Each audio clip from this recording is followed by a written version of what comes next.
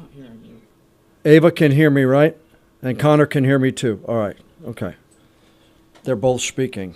Okay, for some reason I'm not hearing you anymore. But as long as you hear them, that's all that matters.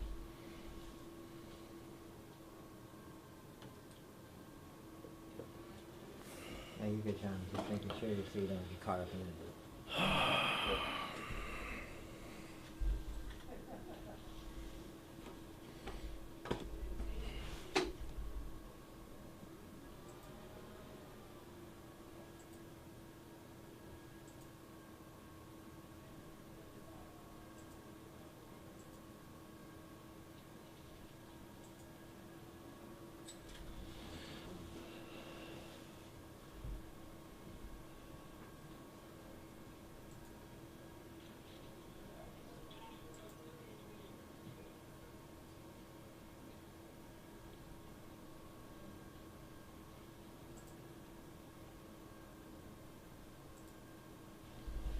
Somebody close that door.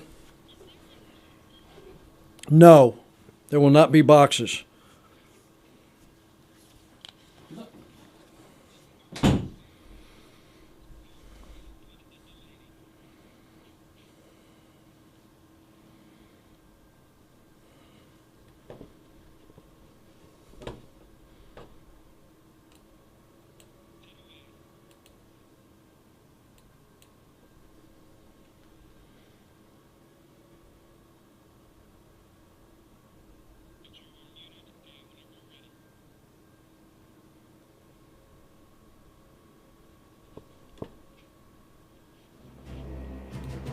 You're watching WECT News Vote 2024. Special election coverage starts now. And hello, everyone. I am John Evans in the WECT digital studio as we bring you this election update. We're going to talk to several of our reporters who are covering many of the local races. We welcome those of you who are watching on our website, our news app, the WECT News Facebook page, and our YouTube channel. We're going over several of the races locally, statewide, and at the top of the ballot that are on this 2024 general election, including for President of the United States. And the good news is right now, at 1 minute after 8, is that we already have some results in from the State Board of Elections. I'll punch this up and show you that some of the early vote totals are in so far. And for the President of the United States race, this is North Carolina voting so far. Kamala Harris is leading former President Donald Trump by a 52 to 46 margin. Again, this is absentee by mail. These are some of the early voting numbers that were put in by voters all across North Carolina. Of course, Vice President Harris would be the first woman elected president of the United States. Mr. Trump would be the first president elected to non-consecutive terms since Grover Cleveland in the late 1880s. Now, in the race for governor here in North Carolina, Roy Cooper is term limited. That means he cannot run for another term. So we have two members of the Council of State who are running to try to be the next governor here in North Carolina. I'm going to go and switch our board here and show you as I get over here. I'm going to go from state to federal races. I'm going to go to Council of State, display races, and in the early precincts in the governor's race, we can see that Attorney General Josh Stein has a rather large lead over Lieutenant Governor Mark Robinson. The lieutenant governor trying to reclaim the governor's office for Republicans, the attorney general looking to keep it in the Democratic Party. Robinson's campaign tried to portray Stein as soft on crime and criminals, while Stein's campaign really highlighted many of Robinson's statements on social issues like abortion. And once again, early voting here, it's Josh Stein leading over Mark Robinson.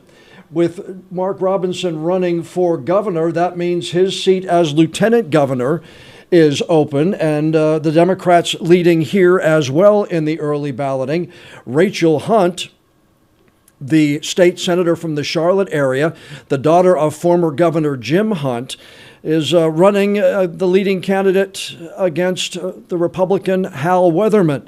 He ran political campaigns in the past and served as chief of staff to former Lieutenant Governor Dan Forest. And once again, the Democrats doing well in the early voting here. And if I scroll up just a little bit more, in the Attorney General's race, this is with Josh Stein running for governor. 2 members of Congress are leaving office and running to take his place, Jeff Jackson and Dan Bishop, both from Charlotte. Bishop trying to become the first Republican elected as the state Attorney General in more than a century. Early voting numbers in here, absentee by mail. Jeff Jackson with about a 9 percentage point lead over Dan Bishop. Now, in the General Assembly of North Carolina, all 170 seats are up for election this time around. That's 120 in the state House and 50 in the state Senate. The highest profile race locally is for the 7th district seat in the state Senate. That's incumbent Republican Michael Lee's race. As I put this over here, change the search item here for state Senate, display races, go down to number 7, and as kind of expected with the Democrats doing well in early voting, Democrat David Hill has got the early lead over the incumbent Michael Lee. Of course, these two sparred in political ads over Lee's vote to lower the state's abortion ban and Hill's support of sex change surgeries for children. Libertarian John Evans also in this race. John Evans spells his name with an H. Of course, I spell mine with no H in it, and that's the difference between the two of us at this point in time. And we have WECT's Connor Smith covering this race for us today. Now, Connor, you were out today and talking to both of these candidates. How did Mr. Lee and Mr. Hill feel about how the campaign has gone so far?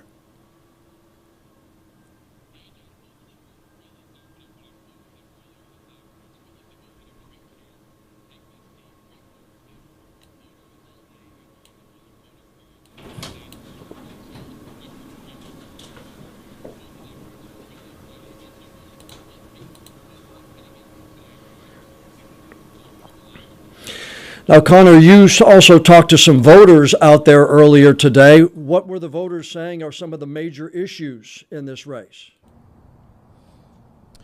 Yeah, John, well, a lot of this race has come down to the social issues, as you mentioned, that abortion vote that Michael Lee was a part of. David Hill really trying to pin that vote on Michael Lee and his role in banning abortion after 12 weeks, with only a couple of exceptions here in the state of North Carolina. And voters really focused on that, the sex change surgery component as well, which we've seen in plenty of TV advertisements during the course of this campaign. And a lot of the stuff that these two candidates have also focused on: housing affordability, lowering taxes, economic prosperity here in New Hanover County, all different things that voters were concerned about as they went to the polls today and cast their ballots.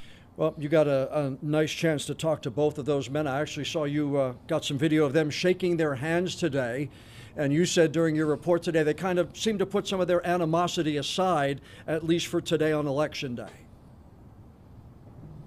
Yeah, John, I mean, good to see some political civility after all of those advertisements that we saw during the course of this campaign. And, of course, even a cease and desist letter that Hill sent to Lee's campaign a few months ago, that was alleging defamatory advertisements against the Republican for calling the Democrat a, quote, quack liberal, and also saying he was a strong supporter of sex change surgeries. But today, they both came together at Masonboro Elementary School. We stopped by and chatted with them both over there. A nice little handshake, and seemed to be putting their differences aside as we go into this election night, excuse me. Okay, well, WECT's Connor Smith is following that state Senate District 7 race. Connor, appreciate the update, and I'm sure we will talk to you as the night goes on. Thanks again, man. Appreciate it.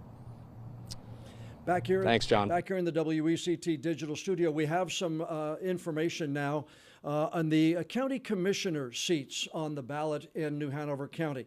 More than half of the Board of County Commissioners is up for election this time around, and we do have some of the early results in from this race here. And you see, again, as we have talked about throughout the evening so far, it is, let me punch this in here, it is the Democrats leading in the early voting. And Cassidy Santaguida, Jonathan Barfield, the incumbent, and Stephanie Walker, the three Democrats out ahead of the three Republicans, two of them the incumbents, Bill Rivenbark and Dane Scalise, along with John Hinnant, who is the Republican challenging in that race. And WECT's Ava Brengord has been following this race along with the candidates leading up to election night. Ava, you talked to voters today. What were some of the issues that voters are telling you about in this county commission race? Well, John, one of the biggest issues that we've heard from voters today and throughout the whole campaigning process is overdevelopment. You know, there are a lot of people that want to come and move to New Hanover County, want to do business in New Hanover County. And so how are these candidates going to balance, you know, all these people wanting to come into our county and enjoy how beautiful it is with smart growth? And along with that, I mean, how are they going to improve public transportation? Is that something that they're looking at? So shaping up to be an interesting race. Seems to be cutting out. Ava, your audio seems to be cutting out on me. I'm going to come back here. I'm going to take it back here, see if we can figure out your audio there. Oh, it's my IFB. Okay, I'm sorry, Ava. I was having trouble hearing you. I apologize for cutting in on you. Go ahead. Yeah, so I mean, overdevelopment is what we're talking a lot about here. That's a lot of concern from voters that we've seen. You know, traffic has been very heavy, and it's you can see a difference between the last 10 years, even the last 5 years. It just takes longer for people to get where they want to go. So does that mean improving public transportation? There's a lot at stake for these candidates. Well, Ava, as you were talking to voters today and reaching out to the candidates, did you get a sense of where everybody feels as far as confidence level, whether it be the incumbents or whether it be the challengers? You've spoken to most of them. You have an idea of what they're campaigning on, reading their social media posts. What's the general idea of what you're thinking as far as their confidence level? Well, John, there are a good handful of candidates who, you know, were born and raised here, who know the people who live here. Candidates like Jonathan Barfield Jr. This is his 4th time running for re-election. Also, Bill Rivenbark is running for re-election. He's currently the chairperson. So what we've heard from them today is that, you know, if they win, then they're going to be happy with that. If they lose, it's back to work tomorrow, business as usual. We haven't heard too much from the newcomers yet. There are a lot of political newcomers. Cassidy Santaguida, for starters, she was a high school science teacher. Then she worked at Encino in Wilmington. Now she's running for county commission. So it's shaping up to be a very interesting race, and we'll be sure to keep you updated on those confidence levels as we talk to candidates throughout the evening.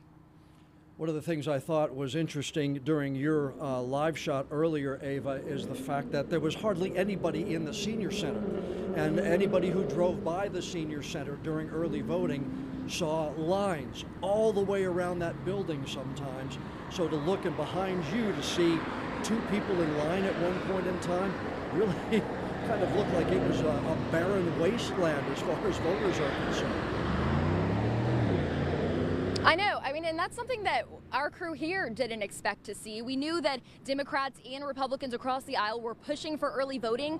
And as we saw today, that worked. I mean, I was here earlier in the week. The lines were wrapped all the way down the building. It was taking people 30 minutes to an hour. Today, they could just walk right in. And there was kind of a running joke with poll workers saying, well, everybody should just come on election day because there was practically nobody there. It was surprising to even the poll workers. All right, WECT's Ava Brengord is covering the New Hanover County Commission race. 3 incumbents seeking re-election, 3 challengers trying to take those seats away. Ava, we will see you at 10 and 11 tonight. Thanks so much. Thanks, John. Okay, let's get back in here to the WECT digital studio, and we now have some numbers in for the New Hanover County School Board race. And these are, it's an interesting race because there are 3 incumbents in this race, and they are not seeking re-election. We know that those 3 incumbents, Stephanie Walker being one of them, she is running for county commission. Hugh McManus decided not to run for re-election, and so did Stephanie Craybill. So in the early voting here, and the trend continues as we are looking through the races tonight, is that the Democrats in early voting have the early lead, and it's Justice Merrick and Jerry Jones, the newcomer. And the three Republicans, Nikki Bascom, David Perry, and Natasha Tu, are trailing. If I'm a Republican, I'm seeing a trend here, and I'm not too concerned at this point in time. WECT's Emma Dollenmayer is following this story for us tonight, and she is live at the New Hanover County School Board headquarters for us. Emma, you've talked to these candidates and to the voters. What are the big issues that you heard about today as you're covering the races? John, I think the biggest thing that a lot of people keep bringing up is that they really want to keep politics out of the classroom. We've seen it happen time and time again with the school board here. There's been a lot of controversy over banning books. Another thing that a lot of voters at the polls here brought up, they said that all books do belong in the classroom. Now, important to note, though, all candidates have publicly stated they are not for banning books, but some have said that they do believe that there should be some restrictions in terms of having age-appropriate books in the classroom. And this all comes and stems from when that book stamped Anti-Racism, Racism in You was temporarily restricted from classrooms. I think that also we've heard from voters and people talking about indoctrination when it comes to those policies that were passed, Policy 7300 and 3200, that limits what teachers can display and cannot display in the classroom in terms of flags, family photos, artworks. A lot of that is limited right now, and a lot of candidates have said, you know, maybe that's because they're trying to persuade students to think one way or not think one way. So a lot of that is really a big top of mind concern for voters, wanting that to all be just kept out of the classrooms in general. And Emma, the thing I found interesting about your live shots for our early newscast is that you said that even people who were coming with a priority of voting on races that were a little higher on the ballot had opinions about this school board race because of some of those issues, correct? Yeah, that's correct, John. And some of them said they're not even parents. There were some younger folks out here that talked about, you know, their own education experience, their parents saying maybe they didn't want them to learn something, and that individual wishing they had learned it because they didn't get to experience it maybe until college. So really all folks out here caring about those issues, again, having those issues top of mind. And again, I mean, there was a small sample size out here, but that's definitely the consensus I heard today. Okay, WECT's Emma Dollenmayer is covering the school board race. Three incumbents decided not to run for re-election, so we will have at least 3 new members on the New Hanover County Board of Education after all the votes are counted. Emma, appreciate the update. Thank you. We will see you at 10 and 11 o'clock as well. Thanks. Okay, this is the first election in 20 years where voters will not see Ben David's name on the ballot for district attorney in New Hanover and Pender counties. He stepped down in September, and 2 people who served in his office are running for the seat. We do have some early vote totals in this race as well. Rebecca Zimmer Donaldson, the interim DA, after being appointed to serve by Governor Roy Cooper, and Republican Jason Smith is running against her in a race that generated some, well, let's say, generated a little bit of,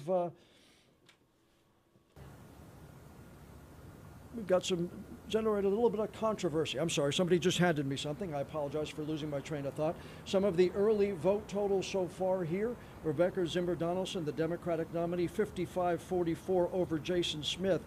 So again, if we've seen a pattern here in the 20 minutes or so of early balloting, we know that it's the Democrats doing well. And speaking of that controversy, in that race, we have WECT's Delaney Tarpley, who is following that race for us. For folks who may not have heard, what's the controversy all about in that DA's race? Yeah, John. So less than a month ago, Jason Smith hosted a news conference where he kind of condemned Rebecca Zimmer Donaldson's campaign strategy. She's released a series of what some people in the district attorney's office are calling attack ads, saying that Smith is soft on crime, more so than he would like people to believe. Meanwhile, Smith says that she's cherry picking a few cases out of a very long career, and Zimmer Donaldson says she's just sharing the facts with voters. You talked to both of those candidates today, Delaney. You saw them both out talking to voters. Give us a sense of what the mood was. Both confident, both can't wait till it's over? What did they tell you?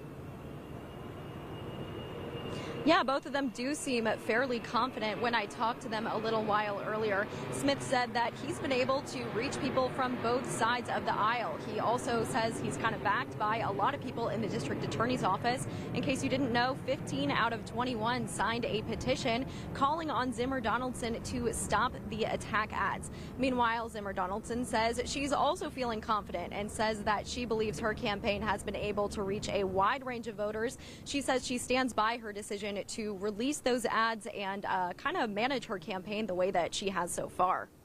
And again, if there's one race that will really have some consequences once the votes are counted, this is the one, because of the, let's say, inter-office race between the two, but also a little bit of, let's call it, bad blood between the two sides, and others also supporting one side for the other. We could have an entirely new district attorney's office no matter which way the votes come out, correct? Exactly, and it's something, like you mentioned, people haven't seen in 20 years. Ben David was the DA since 2004, and then after that race, he ran unopposed every single other time. So this is something that is really new for that office for a lot of voters who have never really had to choose who they want as district attorney. So it'll be interesting to see how it turns out. All right, WECT's Delaney Tarpley is on the DA's race. Somebody other than Ben David is going to be elected district attorney in New Hanover and Pender counties. Delaney, appreciate it. We will see you tonight at 10 and 11 o'clock as well. Thank you so much. Okay, back here in the WECT digital studio, we've talked to all of our reporters. We've talked to Connor Smith, who is covering the state Senate race, the Michael Lee District 7 race, which covers most of New Hanover County. Michael Lee, David Hill, and the other John Evans, who spells his name with an H. We talked to WECT's Ava Brengord, who is covering the New Hanover County Commissioner's race. We have 3 incumbents there running for re-election against 3 challengers. The New Hanover County School Board race, WECT's Emma Dollenmayer.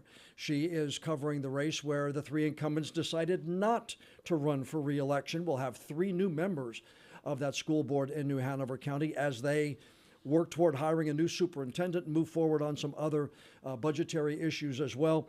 And then finally, WECT's Delaney Tarpley on the DA's race that has already made headlines, and that may eventually be a difficult transition to the person who takes over, depending on who wins. Before we go, I want to take you back to, let's see if we get some more early numbers. Let's go back to the very top of the ballot. We'll go to the state ballot. We'll go to the federal races and see that we now have 147 of the 2,658 results in. And it's really early, not even 10% of the precincts in, probably the better part of about 5% of the precincts. And again, in most of these cases, the Democrats are leading. This is for President of the United States, Kamala Harris, over Donald Trump in the early voting now. Again, this is early voting. We go here to Council of State. Again, it continues. Josh Stein with a much larger lead, though, than many of the other Democrats early voting. This is absentee by mail and some of the in-person early ballots that were called in. Josh Stein leading over Mark Robinson. Josh Stein projected to win North Carolina via NBC News. NBC News is now projecting Josh Stein to be the next governor of North Carolina. Again, NBC News is now projecting Josh Stein to win. And if you look at this, with a 21% lead, he has a much larger lead than many of the other Democrats in early voting. Rachel Hunt in the lieutenant governor's race has about a 9-point lead over the Republican Hal Weatherman. Jeff Jackson in the Attorney General's race, also with about a 9 percentage point lead. In the auditor's race, it's a 6-point lead for Jessica Holmes. Commissioner of Agriculture, the incumbent Steve Troxler, by 1 point early on. Troxler, the Republican, over Sarah Tabor. So that kind of bucks the trend in the early voting across North Carolina. Back here into the digital studio, we have a lot of races that we're covering. We have incumbents from Brunswick, Bladen, Columbus, Pender, and New Hanover counties, all on the ballot. this year. So we have a lot of races to cover. We are going to have coverage along with NBC News throughout the evening. We will see you on WECT News tonight at 10. On Fox Wilmington, and of course extended coverage tonight on WECT News at 11. I'm John Evans in the WECT studio. We appreciate you watching, and we'll see you throughout the evening with our election updates on WECT News. You're watching WECT News Vote 2024. Special